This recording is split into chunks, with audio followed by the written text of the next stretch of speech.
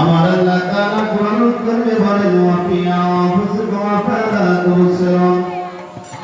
আমি তো সুন্দরের মধ্যে আছে তোমরা তারা শুনো না কেন আমি তাকে সুন্দর কলবের জানালাই দেখা দিয়া থাকি একে কেউ কোনদিন পড়ে না এই কঠিন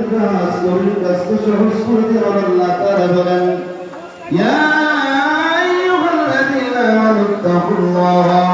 ওয়াবতাগু ইলাইহি ওয়াসিলা শেষ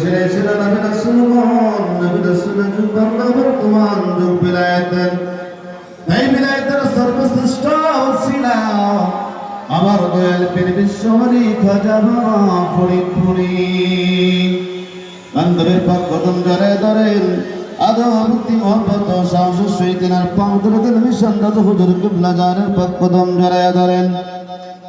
আদব ভক্তি মোহব্বত ও সাহসের সহিত আর পাঁচর দিল মিশন খেয়াল করেন সামনে শরীয়তের ভিতরে মারহুম পুরাগত জোরাগাতুন রহমাতুল্লাহ আলাইহি জিনার তরফর কতে তাইদ মদদ আসতে দেন সব হইতে সব ধরে খেয়াল করেন সাস বিজয় আলী রহমাতুল্লাহ আলাইহি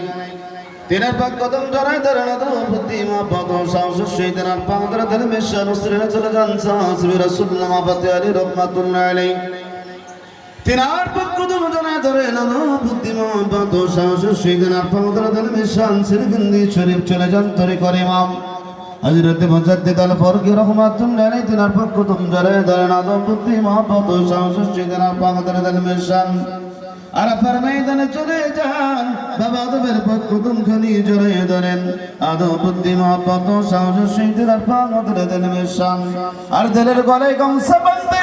ঘুরি দিতে দিতে চলে যান নবী কমলি ওয়ালার দেশে সোনার মদিনায়